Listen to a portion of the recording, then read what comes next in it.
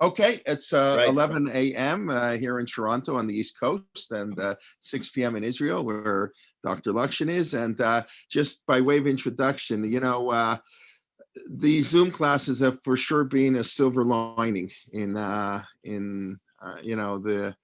crazy 15 months that we've had. And, Baruch Hashem, we can have all these classes and many people come. And in many ways, I like to feel that we've created a little bit of a community here, our Torah in Motion learning community online. And it's a pleasure to see so many people. And, many people I've met really only through these classes in the last year and a half.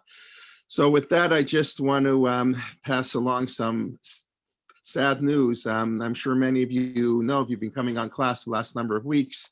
So Dr. Lockshin is often talking to Pearlie Herment. She's, been coming to all our classes and very lively and knowledgeable. And unfortunately, all of a sudden, she passed away this past week. We were talking to her last Wednesday at the class. Yeah. So I just want to express our condolences sort of as a community to the family. I did not really know her, even though she grew up, she's in Toronto. She's a Torontonian, but I've really only met her through the classes here on Zoom. So I just want to pass along the side news, and Dr. Lockshin, I think, who knew her much better than I did, can add. She knew your father's family. She knew your father. I'm her niece. She knew your father's family very well. I know, correct. I know, yeah. When I found out that who her siblings, I know the Friedberg. siblings, and I was right. She's a Friedberg. I know that. Yes. Her brother, yes. And I guess I went to school with, Esther, with her niece, and correct. I know the family, and I just, I don't know everybody in Toronto. What can I say? But we should hear good news. Okay, yes. Bakasha, yes. Yes, as Rabbi Kelman said, it was a shocking loss. Pearlie was here in the class last week, vibrant, alive, participating, discussing, and she also has been attending another class that I've been teaching. And she was a very, very impressive woman. It wasn't all that easy for a woman of her age. She's number of years older than me, to get the excellent education in Hebrew and Tanach that she had. And she had just amazing knowledge of the Hebrew language and care about Hebrew grammar and excellent knowledge of Tanakh. And she was almost blind for the last few years. And like she made it clear to me she couldn't follow any of these slides on the screen, but she had this thirst for knowledge, and she participated in Torah Shabbal Peh, in the oral Torah of these classes. And she was a person of great sense of humor, and really nice.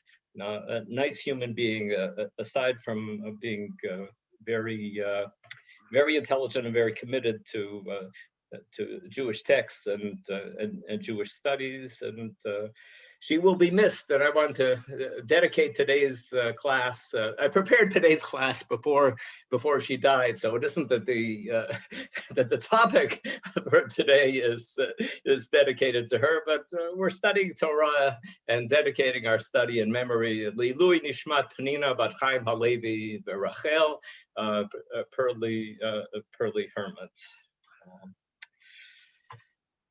Okay, last week we studied about allegory and halacha, and we saw various texts in which people expressed, particularly Abraham Ibn Ezra, expressed his dismay at the idea of people offering allegorical interpretations of legal texts in the Bible.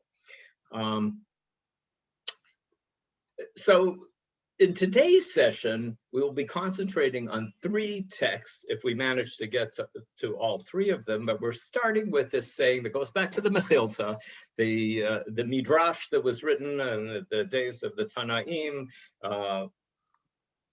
quoting Rabbi Yishmael, who lived in the 2nd century, is seen traditionally as being the author or the editor of the Mechilta. And in this text, Rabbi Yishmael suggests that there are actually 3 texts that ought to be, 3 legal texts in the Bible that ought to be read as a mashal, as a metaphor, as an allegory, and it should not be read literally. And what are those 3 texts? Okay, we'll see his statement here about the 3 texts, and then we'll go through each one of them. If he rises again and walks on his mishenet, we'll see it in the context in a minute. A mishenet, the simplest understanding of the word mishenet, is a walking stick, a cane. And Rabbi Yishmael says, no, this shouldn't be understood as meaning a walking stick or a cane. It should be understood as meaning that he walked on his own strength. And the Mechilta says, and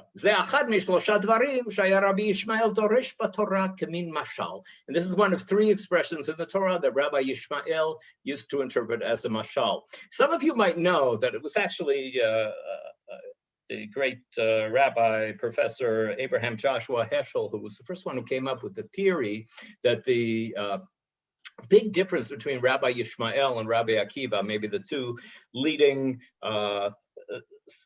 scholars in the first half of the 2nd century in the land of Israel, is that Rabbi Yishmael was more interested in the Pshat and the plain meaning of the text, and stayed close to the plain meaning of the text. And Rabbi Akiva was willing to offer interpretations that had very little to do with the Pshat. But here we have a statement that is actually Rabbi Yishmael saying these 3 texts, don't take them literally. When it says mishenet, it doesn't mean mishenet. It means that he's walking around on his own strength. We'll see the context in a minute. And the 2nd text is kayotzebo im zarcha hashemesh alav, the text that says, if the sun shines on him.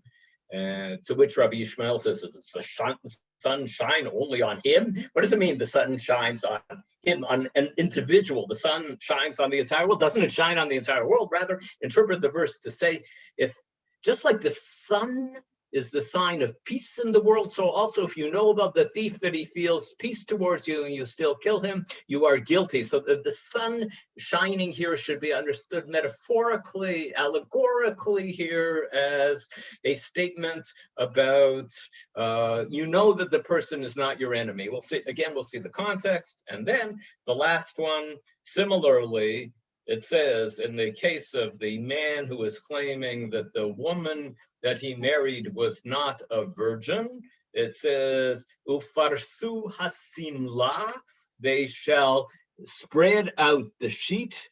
And that means that, according to Rabbi Yishmael, there's no sheet here that's being talked about, but it means that they should investigate completely and make the matter as clean as a white sheet. Okay, so here are his 3 examples where the Torah says something that sounds like it's describing something concrete: a walking stick, the sun shining, or a sheet.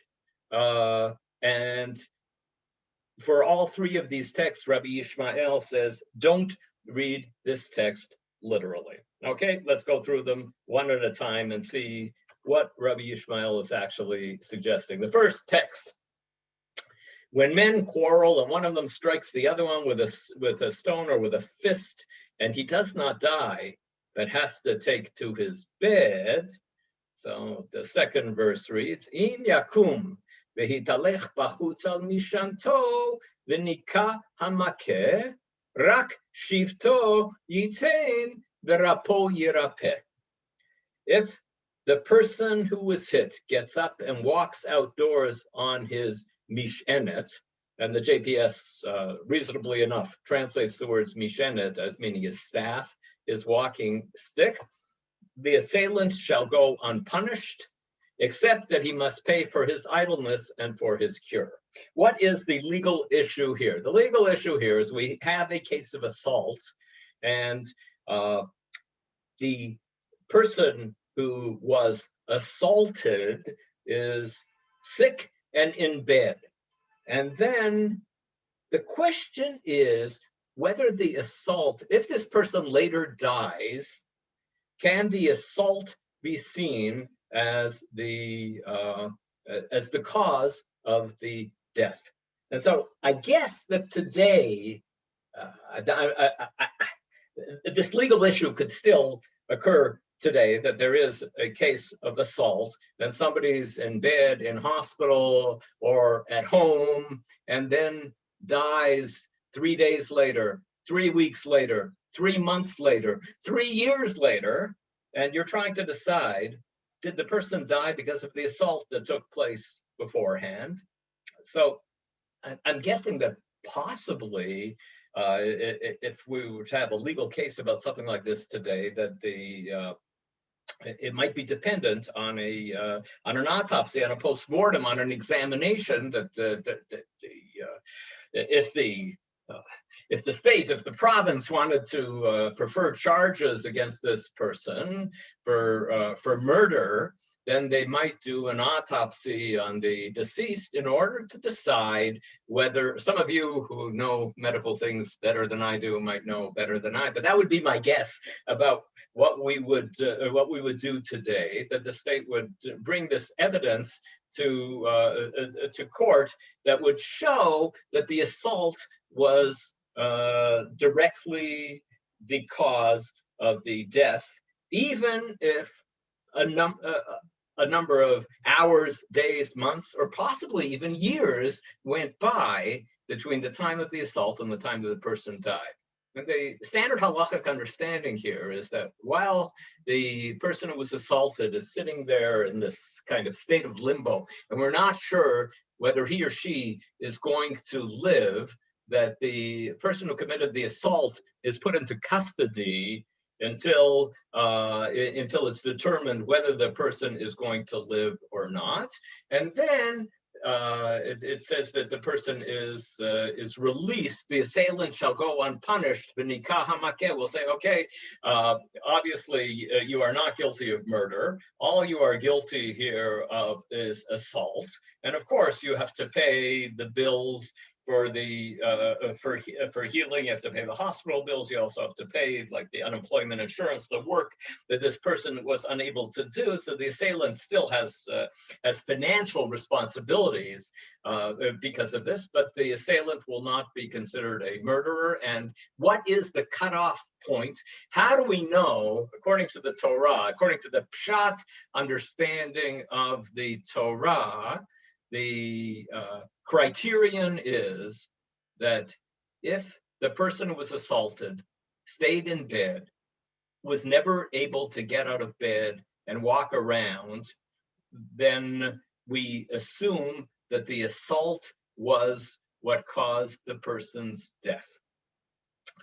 However, if the person got out of bed and was able to walk around, even if he had to use a mishenet for walking around, even if he was walking around using using his staff, using his walking stick, then we would say, okay, we now think that his death is not directly attributable to the assault, and the assailant will only be responsible for these financial penalties, and the assailant will not be responsible for the murder. We won't say that there was a murder here, even if he died after walking around outside.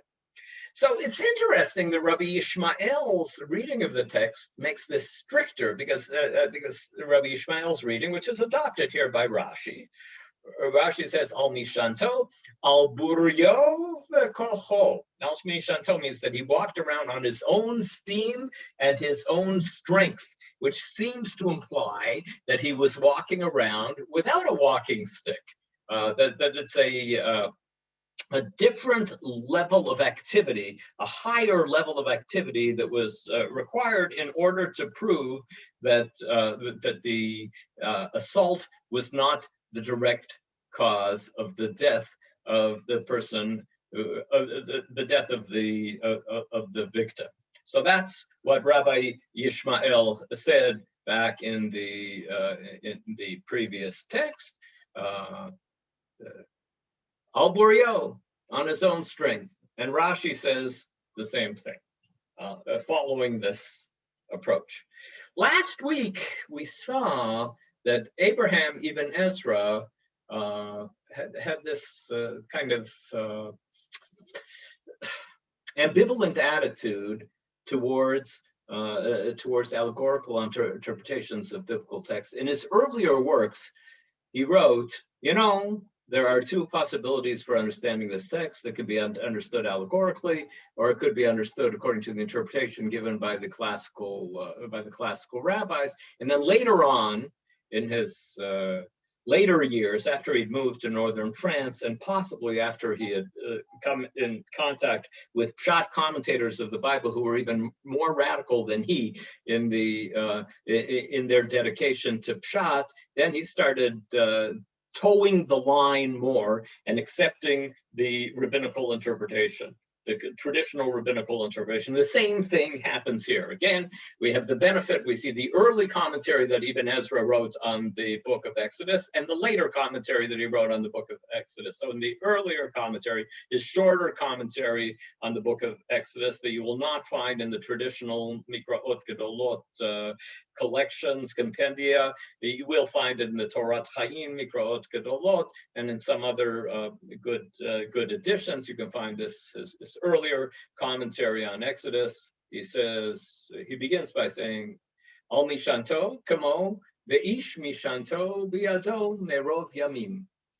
Walking on a mishenet should be understood like the verse, old men and old women will be sitting in the streets of Jerusalem, each one of them holding on to a mishenet, merov yamim, because they're so old, the people here in Jerusalem, living such long lives, that the city will be filled with old men and old women all using walking sticks. And so that obviously what mishenet means in the book of Zechariah, and so presumably that's what it means also here in Exodus.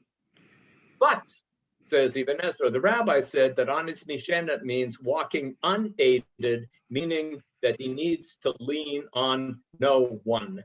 Shalo yisha'ein al acher, that is nishan, he's leaning on himself, he's balancing himself on his own feet without getting any help in the balancing. And then Ibn Ezra finishes, as we saw him finishing last week when he dealt with text of this nature, the first explanation is then canceled, since the second one has such trustworthy witnesses to its truth. The rabbis, the ancient rabbis, Rabbi Yishmael, back there in the 2nd century, he said that that's what the text means. And so that's what the text means. And so, I'm telling you that on the Pshat level, it actually looks like it means walking stick, but that's not what it means. It really means walking around unaided. But that's what he said in his earlier commentary on Shmot. Then in his later commentary on Shmot, after he moved to northern France, he says, this is called the longer commentary, but here it's shorter because he only gives you the one interpretation. He says, Im yakum al kadmonenu nismoch shepershu ki al mishanto shelo yisha'in al acher kemishpat hacholim rak al atzmo. We will rely on our ancestors. It's possible that there's a little play on words here. It's a question of what this person is leaning on, what he's relying on. He's saying, we will rely on our ancestors. We will rely on Rabbi Yishmael from back in the 2nd century, who said that mishanto actually means that he's not leaning on anybody or anything else, as ill people generally do. But in order to prove that this person has recovered from the assault that he or she received, we need for him or her to be walking around unaided. And so we see Ibn Ezra toying here in his earlier commentary with, there's the Pshat understanding and there's the allegorical understanding being promoted by Rabbi Yishmael. And later on, Ibn Ezra says, just plain and simple, we're going to interpret this verse the way the traditional rabbis interpreted this verse.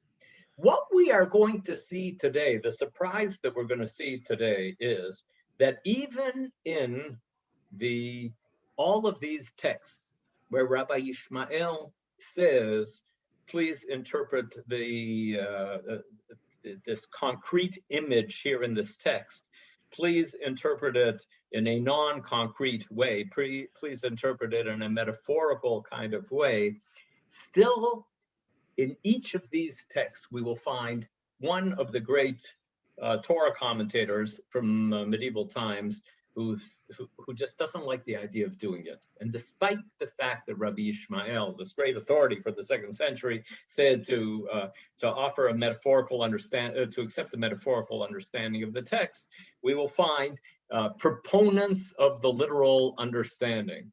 And here, Ramban, the great Rabbi Moshe ben Nachman, lived at the end of the 12th and the beginning of the 13th century, and moved from Spain here to Jerusalem late in life. He here is the defender of the literal understanding of the text. He writes on his Mishenet, in other words, on his own steam and his own strength. That's what Rashi says. And Ibn Ezra says that it means that he should no longer be leaning on other people as sick people often are, but he should be walking on his own. And then the assailant will be considered not guilty of murder, and he will be released from custody, that we put the person in custody until we found out whether the person who he assaulted is going to succeed in getting out of bed. And then he writes, Ulefi da'ati ki mishanto ki pshuto kamo ve'ish mishanto bi'ado me'rov yamim. Ramban, the great halachist, the great defender of the Talmudic understanding of the text, he's committed to the literal, concrete understanding of the text. And he says, I think that we have to interpret the word mishenet here just the way we interpreted it in Zechariah, where it's talking about the old people sitting around in the streets of Jerusalem, holding on to their walking sticks in order to get around. And then he explains, so what does it mean? The verse then says that the assailant will be freed once the victim becomes sufficiently strong to walk outside in the streets and the marketplaces with a walking stick, the way that a weak person who has just recovered from illness would. And so he says that once we have the person wobbling around outside of his or her home with a walking stick, then we can say that when the person later dies, it wasn't a result of the assault that took place, because we see that the person did recover from the assault. In other words, this is a more lenient position about the person who committed the assault. We need a higher level of proof in order to be able to attribute the death of the victim to the assault. It's amazing that Ramban feels that he can defend the concrete, literal understanding of the text, although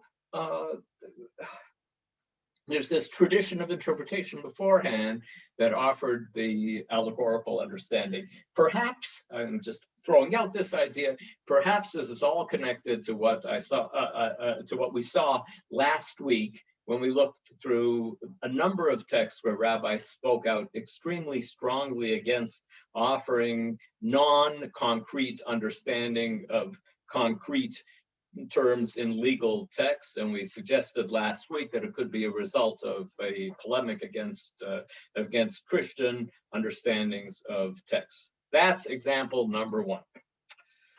We'll go on to example number two. Example number two is an interesting text in the translation of the JPS. Exodus 22, if the thief is seized while tunneling, in other words, trying to break into my home at night is the standard understanding. He's digging underneath the home in order to come into the home. Unfortunately, tunneling has become something that it gets talked about quite a bit here in Israel with tunnels to try to be able to attack the state of Israel coming from Gaza. If the thief is seized while tunneling and he is beaten to death, that's the JPS translation. V'huka vamet. I don't know if I translate v'huka as beaten to death. They strike him and they kill him. There is no blood guilt in his case. Ein lo damim. Again, that's the JPS translation. There is no blood guilt in his case. And then the next verse says, if the sun has risen on him, there is blood guilt in that case. Im zarcha hashemesh alav damim lo. He must make restitution, and if he lacks the means, then he shall be sold for his theft. So the question is, are we dealing, what is our attitude to the person who is breaking into our home? The person who is breaking into our home, if the thief is killed while breaking into the home, ein lo damim, but if the sun shines on him, there is damim. I will get to the question of the sunshine, and that is actually what Rabbi Yishmael was talking about. So what does it mean to say that there's a difference between tunneling in the first clause, and the second clause talks about the sun shining? But there's also another interesting interpretive issue in understanding this verse, which also has to do with metaphorical and literal understanding of the text. That phrase, ein lo damim, which JPS translated as, there is no blood guilt in his case, that's not how Rashi understood the text. Ein lo damim, Rashi writes, ein zo ritzicha, this is not murder. Why not? Harei hu commit me'ikaro, because it is as if he, the person who got killed, was already dead in the first place. So in other words, Rashi looks at this verse. If the thief is breaking into your house and he is hit and he dies, he does not have any blood. So Rashi is suggesting this means it's as if that thief who was breaking into your house didn't have any blood in his veins. And why didn't he have any blood in his veins? Because he was dead already. So there was a dead person breaking into your house. That's what ein lo damim means. It means the thief, it's as if the thief does not have blood in him. So that's how Rashi understands this phrase here. Ibn Ezra says, Uperush ein lo damim ein al horgo shvichut damim. The meaning of he has no blood is that there is no blood guilt on the person who kills that thief. So, looking back at the verse again, ein lo damim, he has no damim. So who's the he that's being referred to? Ein lo damim. In the English, there's no he at all, but in the Hebrew, there's ein lo damim. He does not have any damim. So according to Rashi, it means he, the thief who was killed, it's as if the thief who was killed does not have any blood in his veins. And so a murder could not take place because he's dead already. And according to Ibn Ezra's understanding, it means the person who killed the thief who was breaking in does not have any blood guilt, that there's no guilt on him. He has no blood, is that there is no blood guilt on the person who kills that thief. And then Ibn Ezra says, it is baffling that some interpret damim here as meaning life. How would they have then explained such phrases as a man of damim, that means a murderous person, or his blood is upon him, meaning that he has blood guilt. So we see, according to Ibn Ezra, that the plural of the word dam means blood guilt, and it is generally assigned. This word is assigned to the guilty person, and not to the victim, to the person who has perpetrated this act of homicide, and not to the person who is the victim of the act of homicide. So where in the world did Rashi get off on suggesting that ein lo damim means that the person who was breaking in was considered to already be dead as he was breaking in? I always used to like teaching this text when I taught Exodus back at York University, because I think that it's a really interesting problem here. There's a problem between like the dictionary definition of that word damim, which actually Ibn Ezra is very right, that other uses of the plural of dam seem to be referring to the responsibility on the person who is, so the dictionary definition is right, but Rashi has a very strong argument in favor of his interpretation, as we shall see right now. Shadal, Samuel David Luzzatto, in the 19th century, one of my favorite commentators, as many of you know, probably my favorite commentator on the among the modern commentators. And one of the things I've always liked about Shadal is his honesty and how often he changes his mind, which I think that anybody who interprets biblical verses has to be willing to change their mind often, because you learn more and you get a more understanding of text.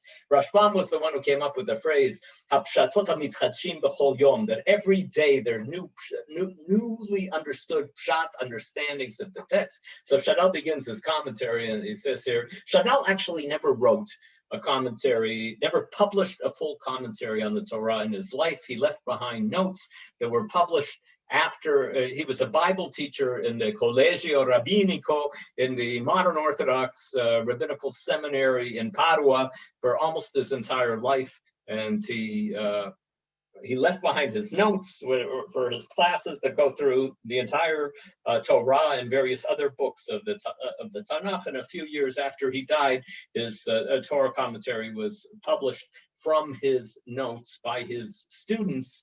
And here's what it said in his notes. He said, "For many years, I interpreted this passage following Ibn Ezra. And I used that interpretation in my commentary published in 1851. In 1851, he published a commentary just on Parshat Mishpatim, just on Exodus chapter 21, 22, 23, and maybe 24. And he says, but now, Erev Shavuot, 1859, I've changed my mind. And I see that the subject of the verse and the next verse is the thief, not the homeowner." That's the very strong argument that Rashi has for his interpretation, that the homeowner is never mentioned here. It's all passive. The hukah v'met. He was hit, and it doesn't mention who hit him, and he dies. The only person who is mentioned in these two verses here is the thief.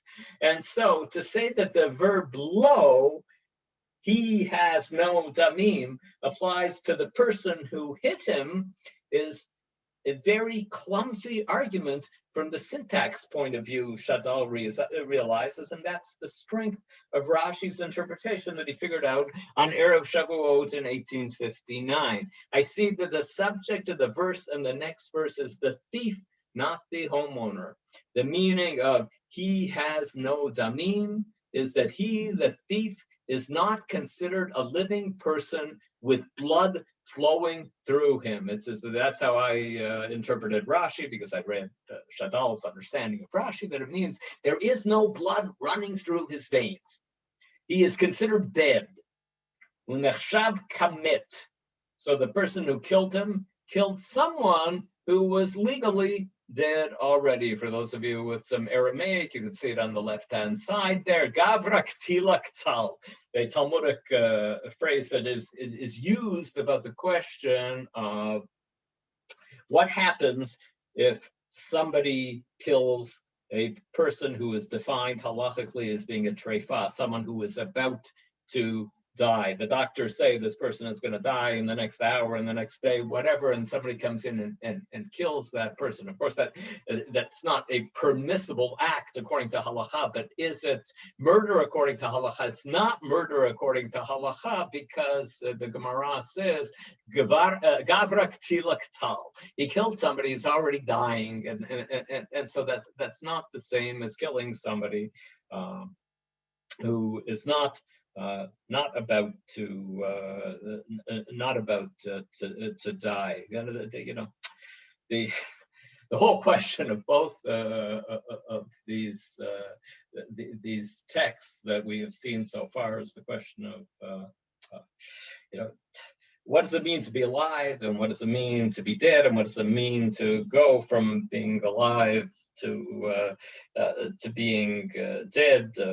Yesterday at Pearlie Herman's funeral, which I was able to attend, and I assume that some other people here were also able to attend because of the good services of Benjamin's that are providing a nice kind of television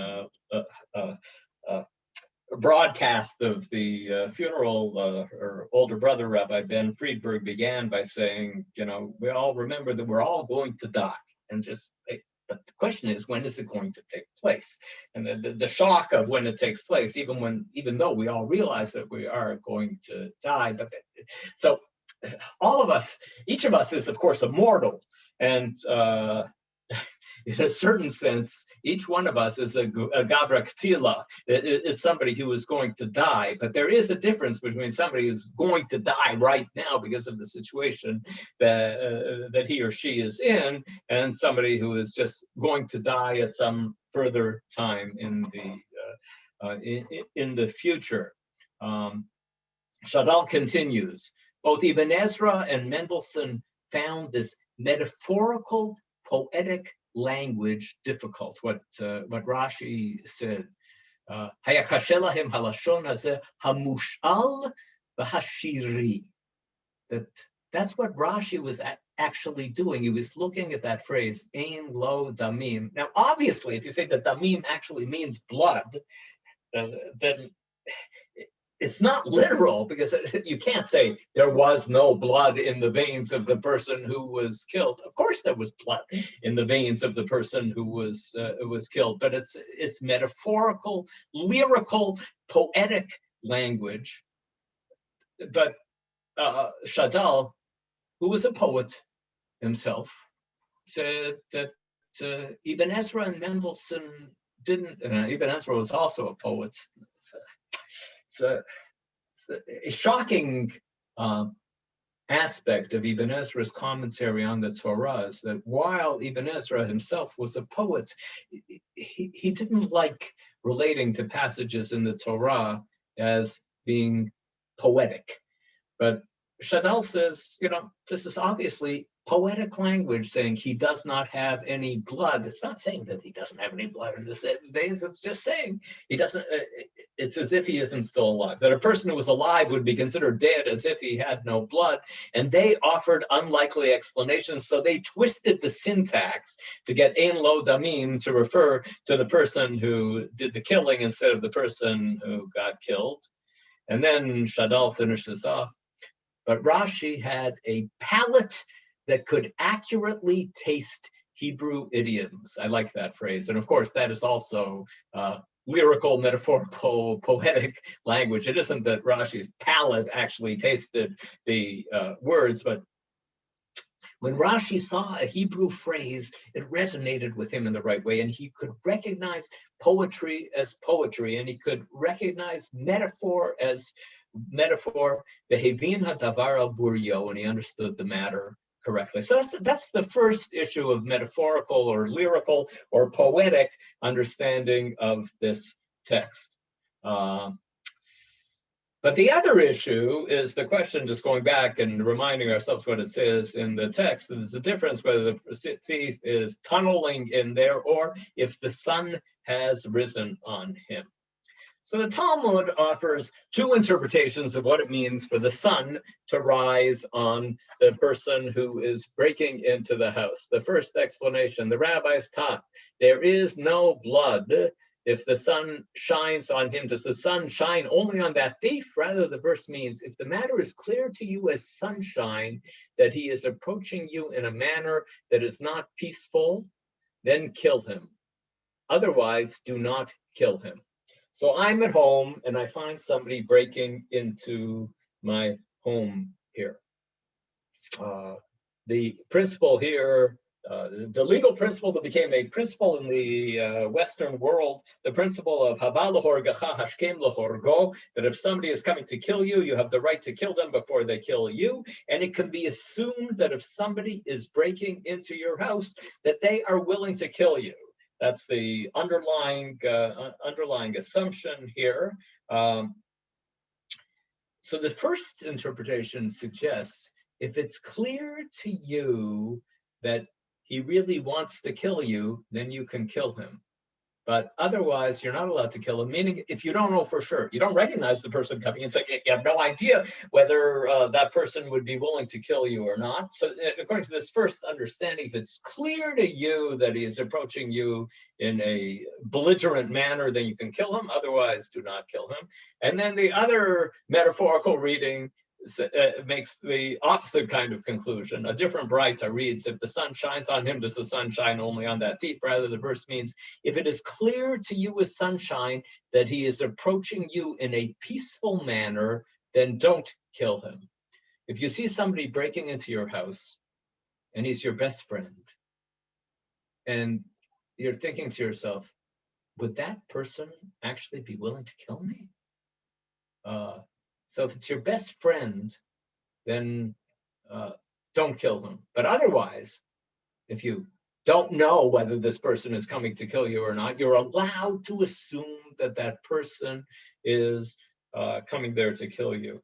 In an amazing expansion of this text there in the Talmud that I didn't give you here, but I'm sure some of you who have read this chapter of Sanhedrin know the rather shocking and disturbing Freudian kind of analysis that is offered there in the Talmud, where they say that if you're at home alone and you see your father breaking into your home, then you can assume that your father is not coming to kill you.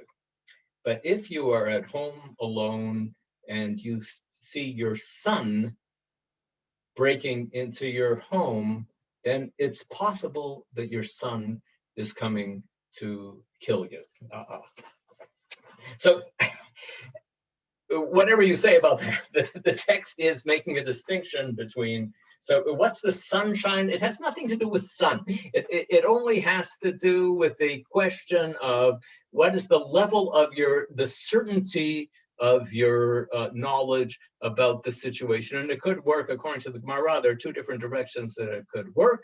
And so here we see Rambam, Maimonides, and the Mishneh Torah writing in the laws of theft, writing, Ababa machteret bein bayom bein balayla ein lo damim. So Rambam, knowing what it says, that there's a distinction between whether the sun is shining or the sun is not shining, he said, this law is the law, whether it is during the day or at night. In other words, do not interpret the phrase there, if the sun shines, as being literal. It's a metaphorical statement here about the level of knowledge that you have about the situation. In other words, if the homeowner or another person kills the thief, the murderer is exempt from punishment. So if somebody is coming on the principle of haba l'horgecha hashkem l'horgo, that if somebody's coming to kill you, you're allowed to kill them. And the amazing halachic expansion of this is also that if you see X trying to kill Y, you, the bystander, are allowed to kill X. This principle is not just a principle in halacha; it's a principle in all Western legal systems that I know of, and a highly respected professor of law at Yale named Robert Cover, Zichrono Livracha. He was an observant Jew, was a brilliant professor of law who sadly died in his 40s. He wrote about this issue and what kind of rationales are offered in different legal systems to explain why it is that a bystander is allowed to actually, in a certain sense, serve as judge and jury, watching this attempted murder take place. We all know that sometimes it's not easy to know who the victim is and who the assailant is, but there is this legal principle that allows the bystander to get involved, and that's what Rambam says here. Im harago balabait o sha'ar ha'adam piturim. The murderer is exempt, whether the murderer is the homeowner whose life itself is in danger, or somebody else who just is watching this unfold. Any person is allowed to kill that tunneling chief, he makes that tunneling thief, in any manner of killing. And if the homeowner knew with certainty that the thief was not willing to kill, only to steal, it is forbidden to kill the thief. But if you know, you're looking at this thief breaking into your house and you said, this person would not be willing to kill me. The only reason that you are allowed to kill the thief who is breaking into your home is because you think that there's the possibility that the thief might be willing to kill you. But if you know that that is not the case, so Rambam essentially follows the second opinion, the second braita here. If you know for sure that the person is not there to kill you, it is forbidden to kill the thief. But he begins here with the statement, it doesn't matter whether the thief is coming during the day or at night, despite what the text talks about the sun shining. As many or most of you know, Rabbi Abraham ben David, the Rabbad or Ravid, as he's referred to in the yeshivot, who was an older scholar than Rambam, lived in Provence in the south of France, wrote little glosses on Rambam's work of Jewish law, and generally disagreeing with Rambam, sometimes disagreeing with Rambam in very strong language, and sometimes just making a comment on it. As I said, Rabbad was older than Rambam, 28 years older than Rambam, and it's possible that he felt from his works, it seems that he might have felt that Rambam was this young whippersnapper who was writing a work in Jewish law, and that actually he shouldn't have been seen as this great authority. Rabbad begins here in this rhetorical flourish. I'm not going to refrain from writing my own opinion. Okay, I know what everybody said. I read the Talmud. I read Rambam. I read all of these things, but I'm going to tell you what I think anyways. Sheniravi. אף על פי שדרשו חכמים אם זרחה השמש עליו דרך משל, אם ברור לך הדבר כשמש שלא בא לעסקי נפשות, אף על פי כן אין מקרא יוצא מידי פשוטו. You know, the rabbis offered their midrashic explanation of the sun shines on him as a mashal, as a metaphor. If it is clear to you that he's not coming to kill you, still the verse should not depart from its pshat, meaning that there's a difference whether it's taking place at night or during the day. And Rabbad is going to explain that on the next slide. A thief who comes during the day may not be killed. If you see a thief breaking into your house during the day, you're not allowed to kill him. Why? Because the thief has come just to grab possessions quickly and then run away. Thieves have no intention of taking large amounts nor of killing the homeowners unless they come at night. That thief knows, the thief who comes at night knows that the homeowner is at home. That thief, again, the thief who comes at night, knows that he either will kill or be killed. Somebody who breaks into a house, when he knows that the inhabitants of the house are home, that means at night, when he knows that they are home, that person is coming willing to kill you, and that's why you are allowed to defend yourself. The thief who comes during the day does so because he assumes that the homeowner is away from the house. A lot of our homes are empty during the day, at least not during when it isn't Corona time, when you are actually allowed to leave your house and to go somewhere that's, it can be assumed that during the day, the house is sitting there empty. He just wants to grab something quickly. Nice Aramaic there. Shmuta ba'almahu. He's just, he wants to chap. He wants to grab. He just he's coming quickly to grab something here. And then he finishes off and says, "V'chayei roshi kol mevin dai lo baseh." And by my life, this explanation ought to suffice for any person of understanding. It's an interesting interpretation, and it leads to, so first of all, here's another example of, despite the fact that traditional literature, including the Talmud, including the Midrash Halacha, are all suggesting that something should be interpreted metaphorically, along comes Rabbi, this great halachist, who's obviously no a critic of Halacha, but he's just saying, we can't ignore the plain meaning of the text, and this explanation ought to suffice for any person of understanding. You don't need anything more than this explanation, so that there's the attraction of the people from the tradition to the plain meaning of the text. This isn't a case that would come up very often in halachic courts, in a beit din, to deal with a situation like this, but there's a big difference between what Rambam writes here, that it doesn't matter whether it was during the day or at night, and what Rabbi says here, that you're allowed to kill the thief who's breaking into your house only during the day.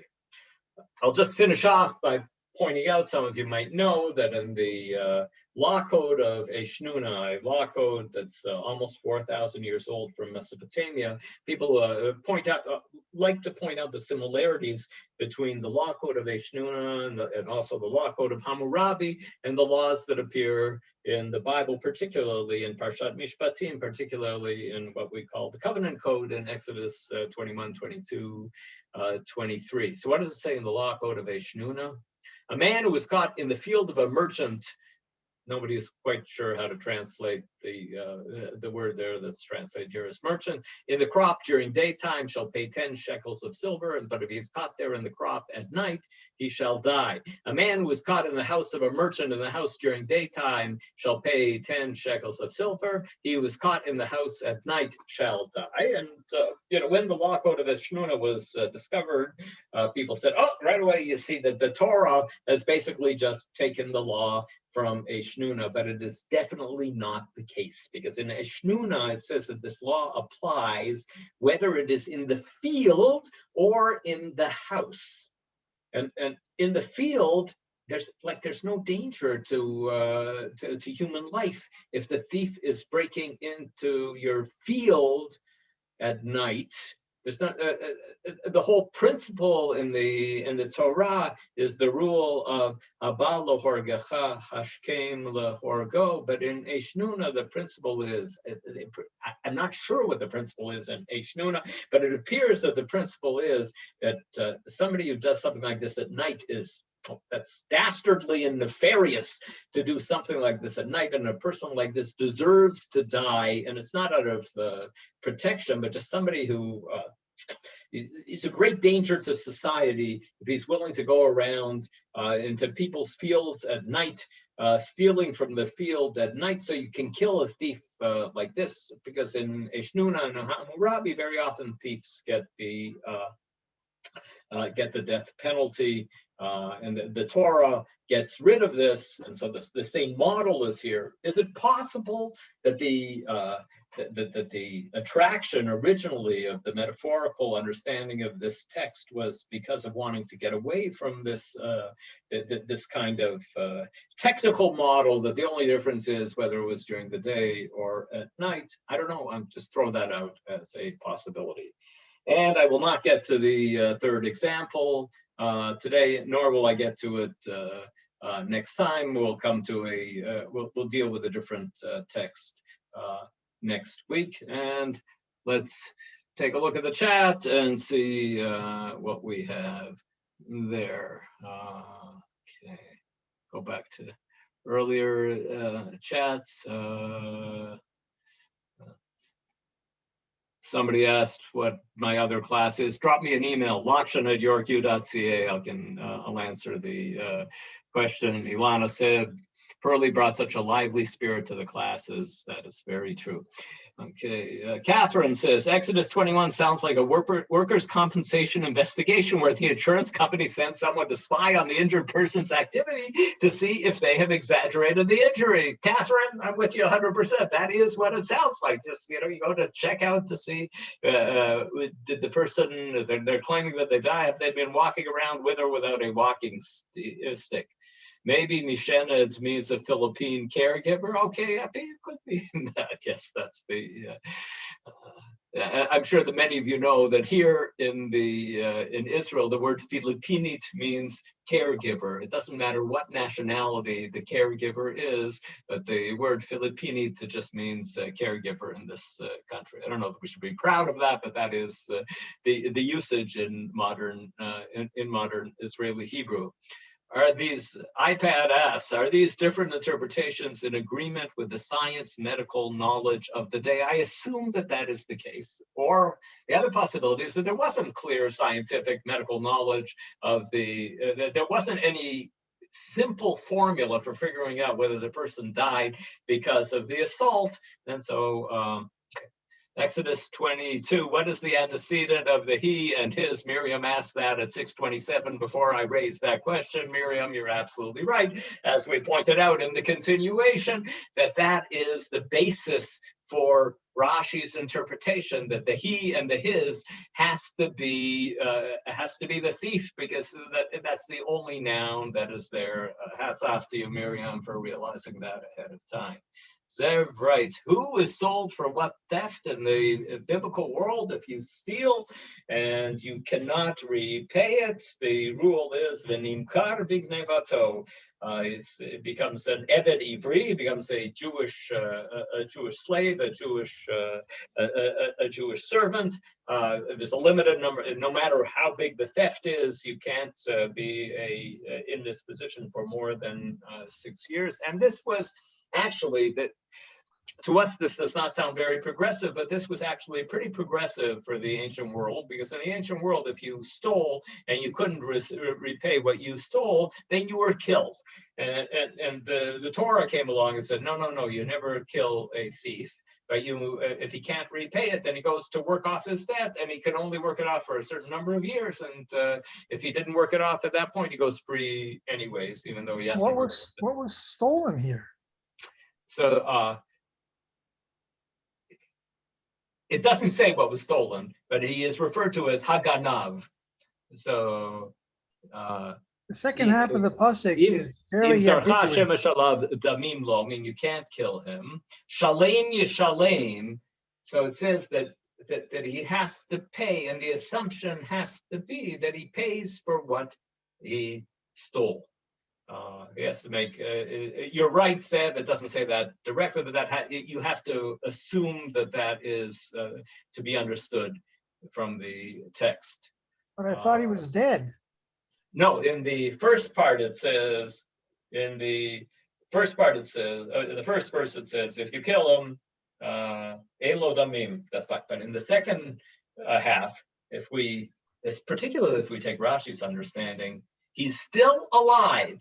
And since he's still alive, you're not allowed to kill him. So what's the penalty that he's going to have? He's going to have to repay what he stole.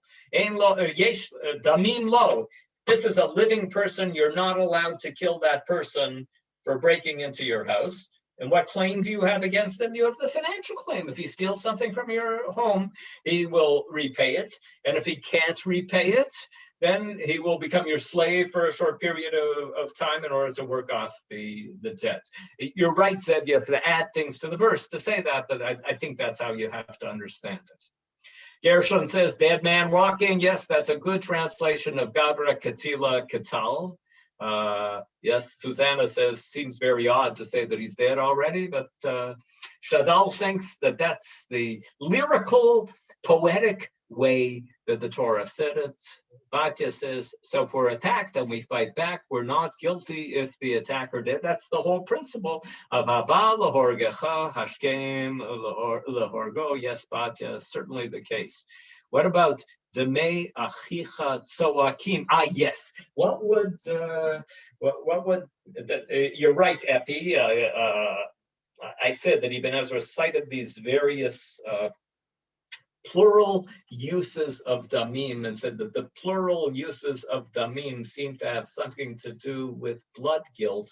But Epi is right in the phrase, in the murder of Abel by Cain, it says, Demei achicha tzoakim. There are all sorts of midrashim on why the plural is used there, and so we do see that the plural of dam is sometimes used when it's referring to blood, to human blood. Here it's not live human blood. It's not quite the same as what Rashi understood. Damim lo, ein lo damim. This is the blood of a dead person is being referred to with the plural of damim. Okay, Herb says, Rashi, Exodus 23:2, but I think Ani Omer, that if one wishes to explain the verse so that everything should fit in properly, it says Jesus must be as follows. Then we ask you about that judgment, or not give him a reply concerning the dispute, any statement, thereby, yes, pronounce the decision, yes, let the kolar hang around the neck of the majority. So there's an example. Herb gives us a very good example of Rashi expressing some concerns about the traditional rabbinic understanding of the text. The thief is bloodthirsty. Yes, that's a way of understanding. Totally confused. Jennifer writes, do you mean that someone else beat the thief to death so the homeowner had no blood guilt? No, it means the person whoever beat the person to death has no blood guilt. That's the standard halachic understanding, that you see somebody doing something nefarious like this, then you, the innocent bystander, are allowed to get involved, and you will not be put on trial for doing that. Or even the homeowner beat the thief to death, but somehow the thief was already dead. No, the reason that whoever beat him to death is not responsible is because he is considered, from a poetic, lyrical point of view, to have been dead already.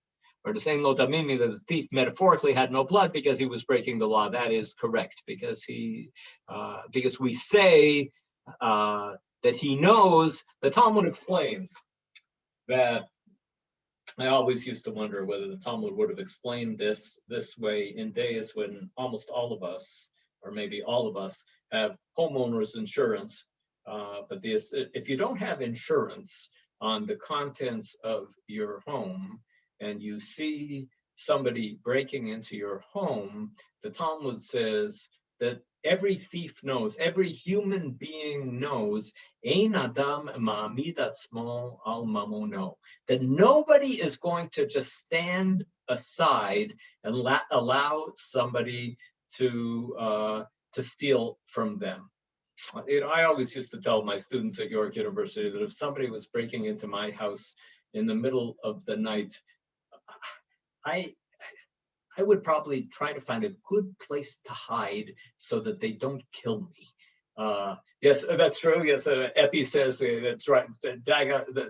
I explained this before, the days when there were cell phones, and it didn't always have a telephone. But if you didn't have the telephone, I'd be more worried about getting hurt myself than about defending. But the assumption of the Talmud, and perhaps the only reason that I felt that way, it could be because I'm a wimp, or it could be because I had insurance on my property, and so I would feel that the thing to do is just to be sure that the person doesn't kill you. But the Talmud's assumption is Ein Adam ma'amid atzmo al mamono, that you never stand there watching your own stuff being stolen. And the thief knows that. The thief knows that the homeowner is not just going to sit idly by and watch his goods get stolen. And since he knows that, that is ipso facto proof that he is willing to kill you.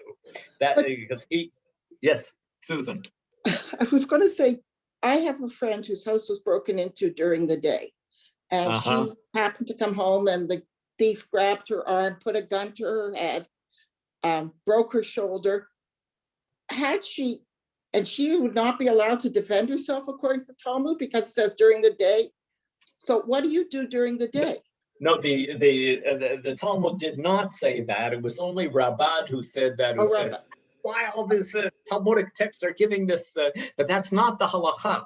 The halacha, the halacha follows Rambam, and Rambam would say that the person is allowed to defend herself in that situation without any doubt. Also, he came in with a gun. So right. Okay, so that's ipso facto proof, prima facie proof that the person is willing to kill you. I was just misunderstood the day stuff. Yes, totally confused. You mean that someone else beat the thief? Yes. Okay, we read that. Zev Bryce, please explain that the second half of the pasuk that deals with when the sun is shining. The pronouns used here are confusing. So the second half of the pasuk, according to the understanding, is if there is certainty about the case that he is not trying to kill you, then damin lo, we consider the thief to still be alive, in the sense that you're not allowed to kill the person. There's certainty that he is not coming to kill you. You're not allowed to kill a thief just because the thief is a thief. You're allowed to kill a thief only if you perceive that there is danger to you. It doesn't say habad lignov mimcha hashkem lahorko. It doesn't say if somebody's going to steal from you, you're allowed to kill them. But what it says is habad lahorgecha hashkem lahorko. So that's the understanding of the second verse. Ilana asks, I don't understand how the thief could be considered dead if he was alive while tunneling. Oh, yes, he was. There's no question. Of course, he was alive. Like from a medical point of view, there's no question that he was alive. But it's saying that he had the halachic definition of being a dead person when he was breaking in, and that's why it would have been permissible to kill him, because you were killing somebody who was not alive. Gershon compares the Sanhedrin discussion of sons and fathers to Christian beliefs. I'm not going to go there, Gershon. We can correspond about that later if you like.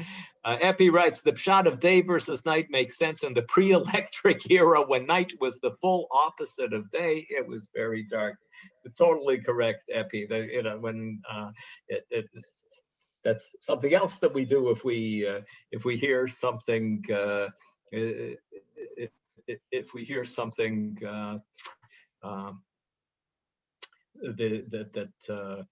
the middle of the night, we have lights that we're able to turn on. Can I tell the old joke here? Am I allowed to tell this old joke now that I live in Jerusalem? I don't know whether I'm allowed to or not, but I'll tell the joke anyways, about the husband and wife who are in bed at night in Jerusalem, and they hear noises in their apartment, and the wife wakes up the husband and says, "There's noise. There's somebody in our apartment," and she wakes him up, and he goes out of the room, and he comes back and he says, "It's a thief." And she said, "Oh, good. I was worried that it was guests coming in."